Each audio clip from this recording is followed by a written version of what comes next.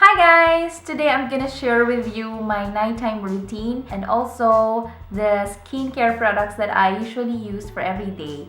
If you're interested na malaman kung ano yung mga products na ginagamit ko, so keep on watching. So magre-remove muna ako ng makeup. I'm gonna use this L'Oreal Paris Gentle Makeup Remover. Inuubos ko lang to. Hindi ko to masyadong gusto, but inuubos ko lang. Hindi ako matipid kapag sa eye makeup remover. Ayan, ipapat ko lang siya sa eye ko. So, yan. Natanggal ko na yung makeup ko sa brow. And then, ang ginagamit ko naman for my face, Pond's Cold Cream.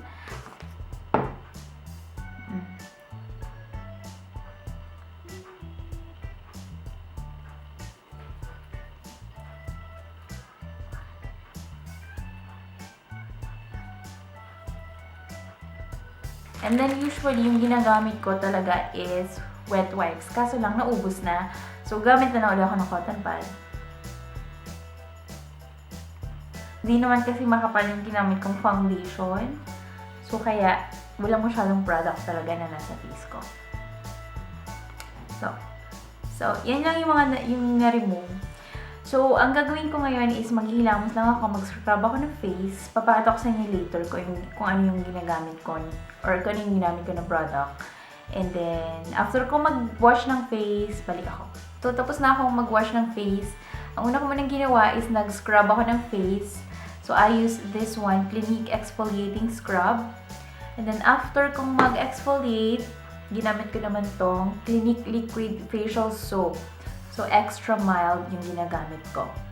So, after kong mag-pat ng warm face towel for about 5 seconds sa face ko, so, syempre nag-open na ng konti yung pores mo, diba? So, gagamitin ko naman tong Clinique Clarifying Lotion. Toner to. As in, maganda tong toner. Kung gagamitin mo to, super mapifeel mo na-cleanse talaga yung face mo. Meron na ba sa inyo nakagamit ng Clinique skincare product? So, super happy, super satisfied talaga ako kapag ginagamit ko tong Clinique kasi nga, siguro, ilang years ko na tong ginagamit, since 2012. Ayan, yung mga hindi ko na-remove kanina na makeup, na-remove niya. Kapag daytime, ang ginagamit ko na moisturizer is itong Clinique Dramatically Different Moisturizing Lotion. Ito siya, ayan, wala nang laman. Meron na ako nitong bago.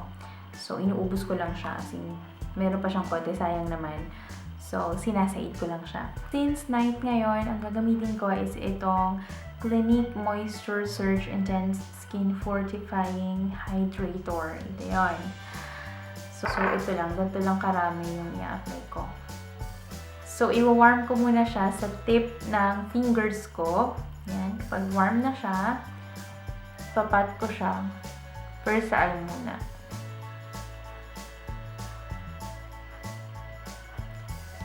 Tapos,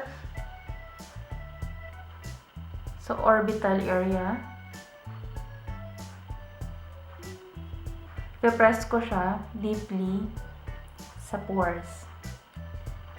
And then, pababa.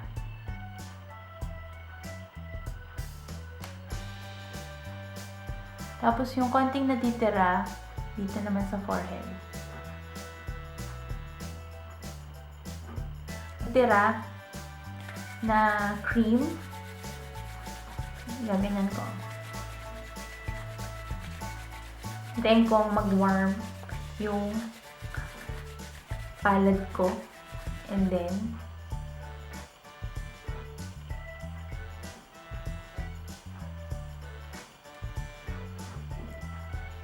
pataas against gravity para hindi mag-droop yung eyelid nyo, ayan, against gravity. Tsaka para hindi magsag yung skin nyo. Yung iba ganyan kung mag-apply ng cream, yung iba ganyan. Lalo na pag nagmamadali. So, actually, ang tama, ganyan. Ang mahalaga lang naman, yung product is mag-sink sa pores. Meron akong laugh line dito, napaka-evident niya. And then, gumamit lang ako ng L'Oreal Revitalift night cream for 2 days and then a face yoga ako. And then napansin ko na wala. Nakakatuwa. Ano ba namang age ko na?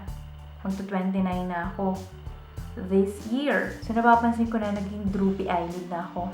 So, ang ginagawa ko is ganito. Ito yung exercise na ginagawa ko.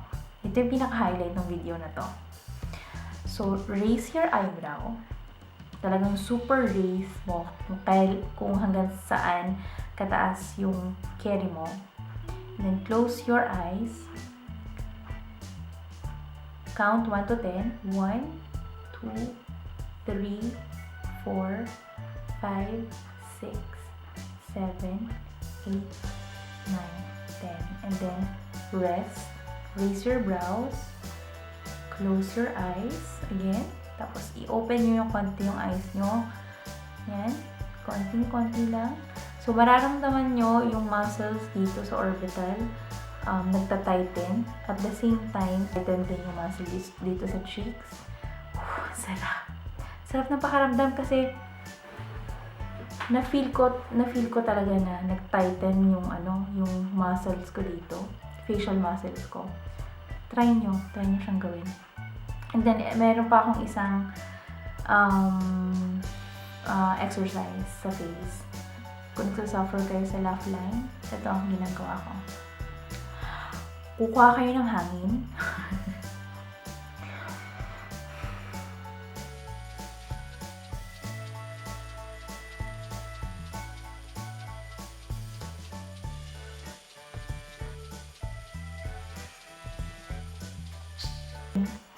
Ito naman yung para ma-reduce yung wrinkles dito sa forehead. So, ginagawa ko, yan, para akong isusuntukin. Tapos, ilalagay ko lang siya dito.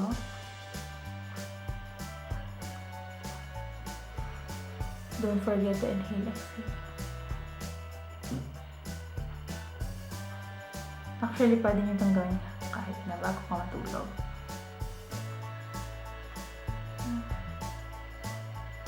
Tapos i-warm ko ulit yung palm ko.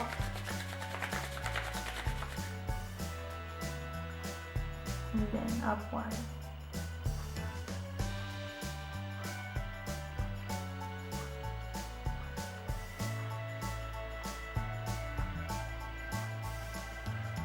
Kung nag-wonder kayo kung saan ko nakuha yung tips na to, actually napanood ko siya sa YouTube.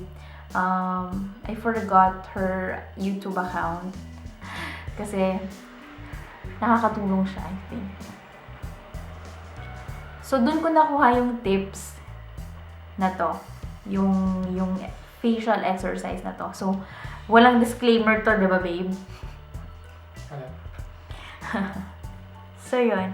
So, sana nakatulong. Sana, kung gusto nyo rin itry itong facial yoga, so, try nyo. Ang saya.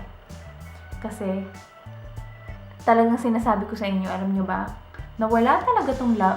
As in, talagang nawala. Actually, sayang nga, hindi ako nakapag-take ng picture eh. Kung ano yung before. Tapos, as in, talagang wala na. Oh. Tinanong ko nga si Christian, babe, diba? Nabawasan talaga. Actually, hanggang dito talaga tong facial line ko. Facial line. Hanggang dito talaga tong laugh line. Yun yung tinatawag nila laugh line. Kasi alam niyo naman ako, hindi ko tumawa. Laugh line, comedy bar. Ayan o. Hanggang dito yan noon. And then, asa na? Hindi ko na siya makita. As in, ito na lang o. Siguro, 1 cm na lang. Nakakatuwa. Yun yung problema ko kapag nagpa-foundation ako. Anong nipis ng application ng foundation ko, as in, nagiging evident talaga yung laugh line yan. Kaya, nakakawalang gana pag minsan kapag mag-foundation ka. So, yun. I hope you found this helpful. So, thank you for watching sa aking video. Actually, may nag-request sa akin na mag-post daw ako ng video ng skincare routine ko. So, ito na yun. Ito na. Shinare ko na sa inyo. Ang sarap. Try nyo. Try nyo ganun yung face mo.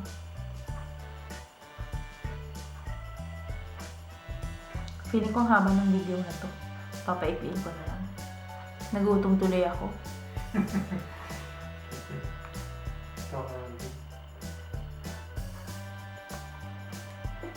Bye!